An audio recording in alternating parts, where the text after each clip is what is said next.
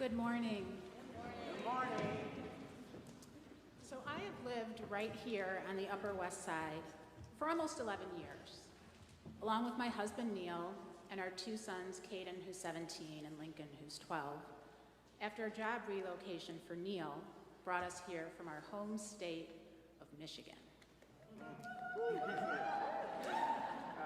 To say that our move here was a profoundly transformative experience would be an understatement. I mean, at the very least, it took me from working in real estate finance to seminary. So if you ever doubt what prayerfully calling on God can do for anyone, no matter who they are or where they've been, I'm living proof. Prayer is what pulls us through when things don't make sense. And trust me, there were a lot of things that didn't make sense when we first moved here. Like how much it cost to rent such a small apartment.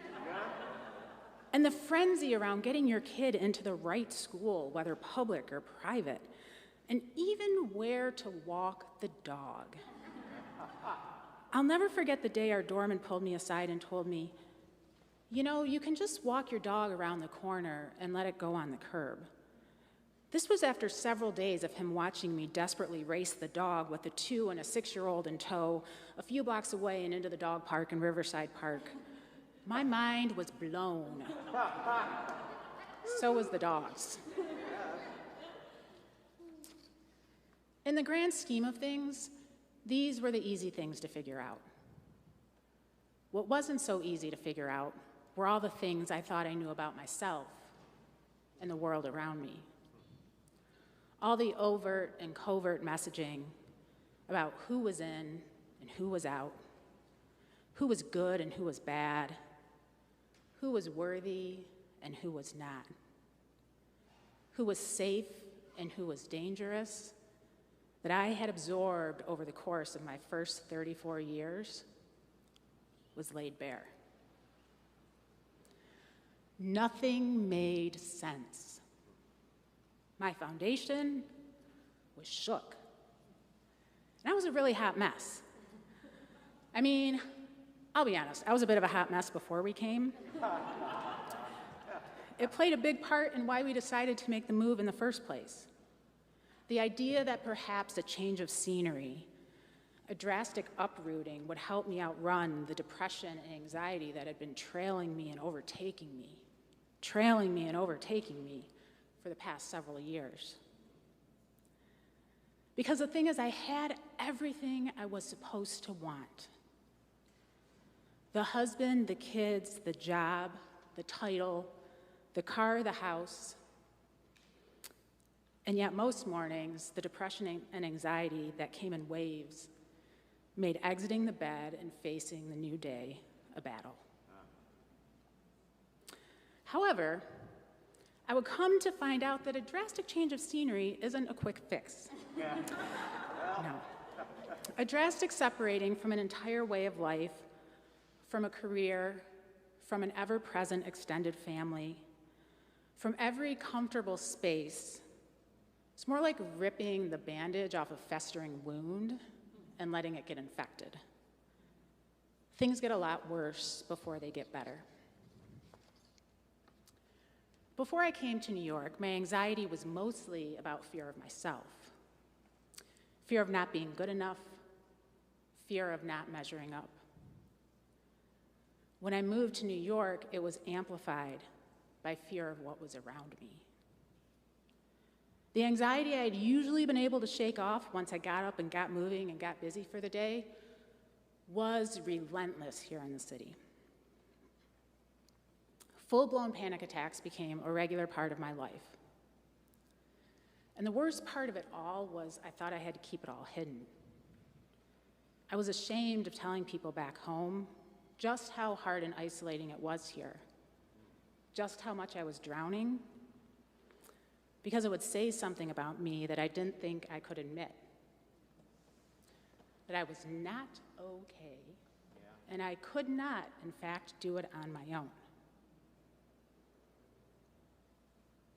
Early in our time here, as I was making my way around the Upper West Side, probably running from a school drop-off to a school drop-off, or lugging one too many bags of groceries home from Trader Joe's, I looked up from my phone to begin the trek across the crosswalk after the light had changed.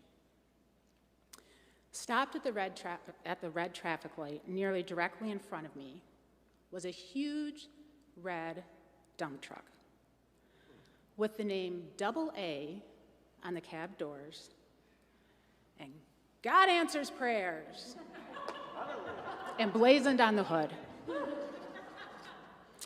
Now, I was not a particularly prayerful person at this point in my life. I mean, who am I kidding?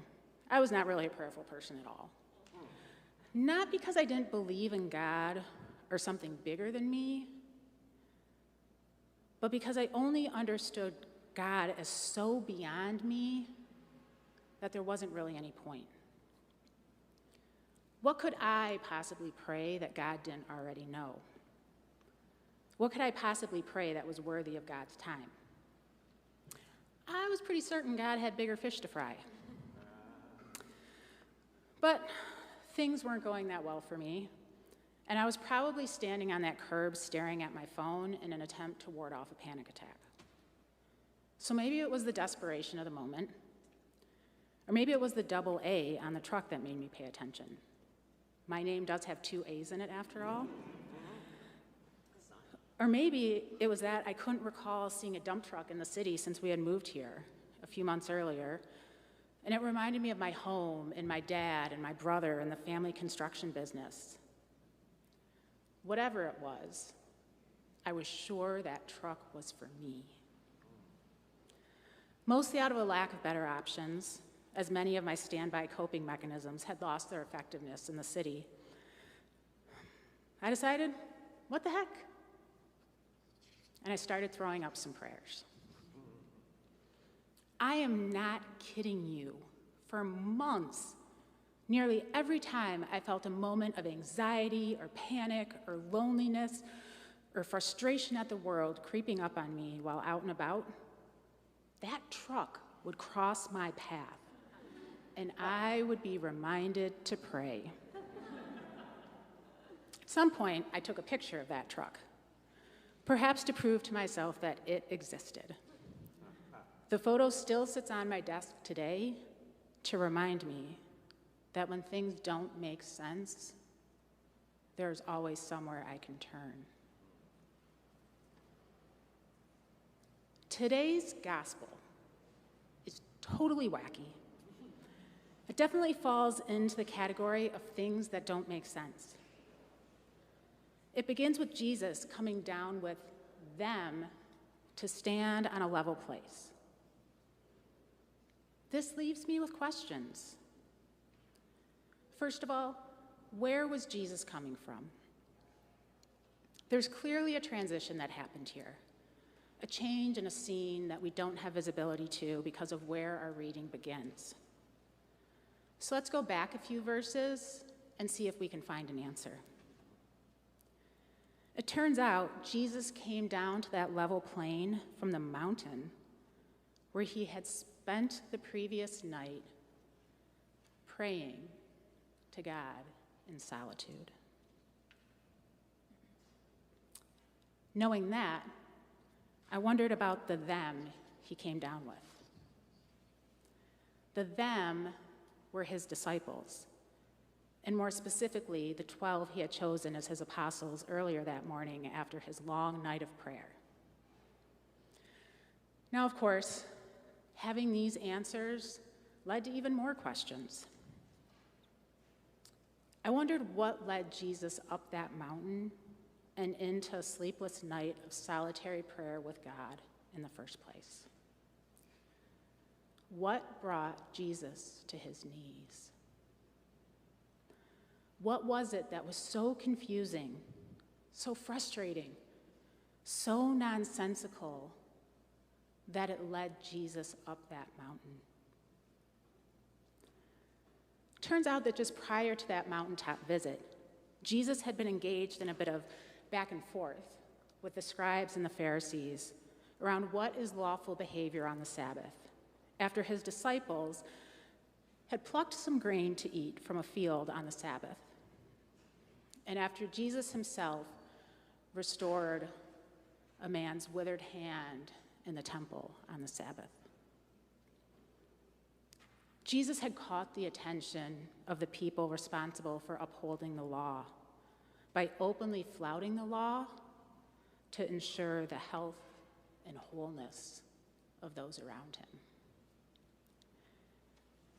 It is here that we get a glimpse of Jesus' understanding of the purpose of the law, which is love. If the law leads you to withhold love, then you have to let it go.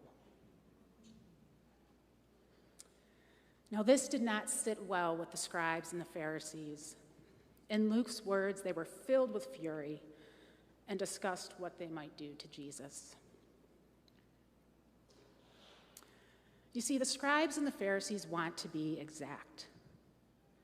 They want to be able to hold on to the things that make sense.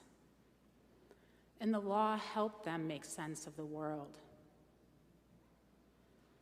That's pretty much all of our human nature, to cling to things in certainty that keep us in systems that repress and hurt ourselves and others, that limit our freedom and our fullness because it often feels easier than to open ourselves up to the mystery and the transformation of our hearts and the new ways of being that mystery might require of us. So it is in the face of the fury of the Pharisees that Jesus heads up to the mountain to pray. Perhaps he was afraid. Perhaps he felt isolated and alone. Perhaps he had questions in that moment that needed answers. Perhaps he wondered if he had it right. Was he understanding clearly what God was asking of him and the message he was to preach?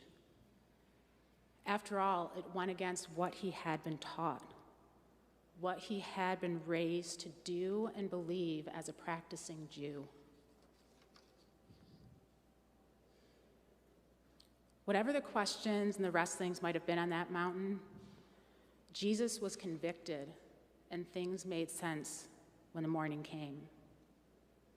Not only was the message right, but it was time to spread it farther. And Jesus knew he needed help to do that. So he called 12 flawed people to walk alongside him. He called people he could teach and instruct who would be the future of his movement. Together, they went down to stand on that level plane amongst the crowds in need of healing, embodying a kingdom not rooted in hierarchy or the upholding of the law at the expense of others, but rather a kingdom rooted in power shared for the well-being of all. And the people on that plane who were waiting for him, who were desperate for health and healing and wholeness, they were enacting prayer themselves by coming and asking for help. They are people who know all too well what is beyond them, where their limitations lie. They are people who know all that they don't have, while others thrive in abundance, and they are willing to confess that nothing makes sense. That is who stands on the level plane, forming community alongside Jesus and the apostles.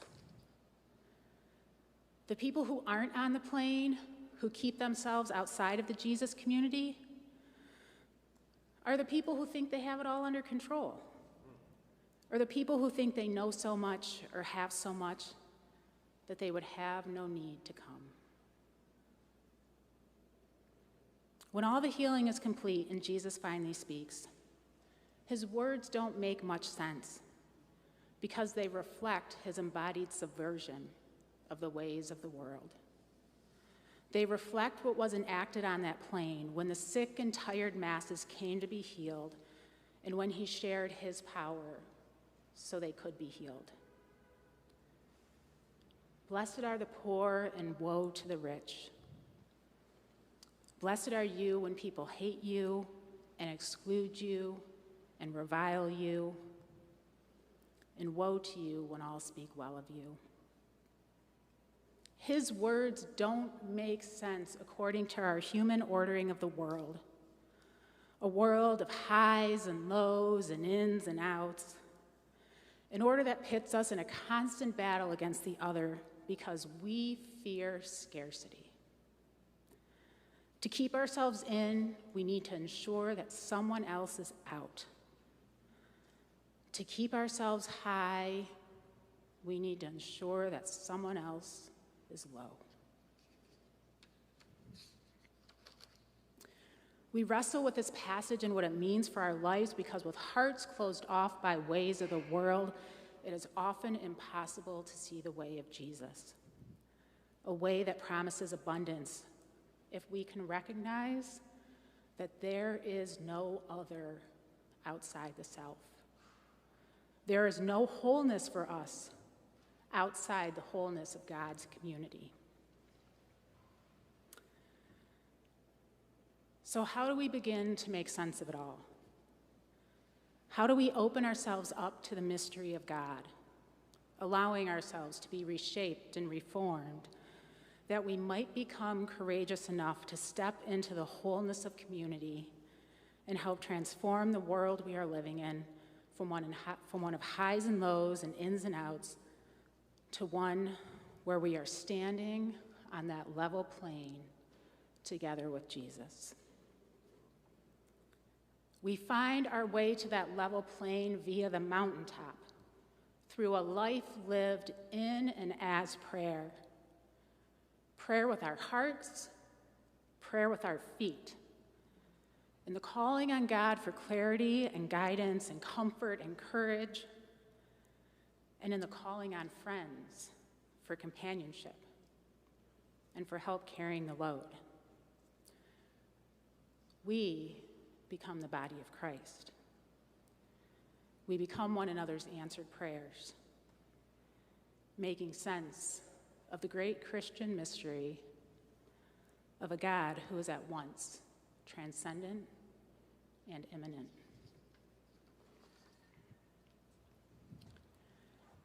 If prayer feels far off or uncomfortable or intimidating for you, and you don't know where or how to start, perhaps these words of the poet Mary Oliver can guide you. It doesn't have to be the blue iris. It could be weeds in a vacant lot, or a few small stones. Just pay attention. Then patch a few words together, and don't try to make them elaborate. This isn't a contest, but the doorway into thanks and a silence into which another voice may speak. Amen.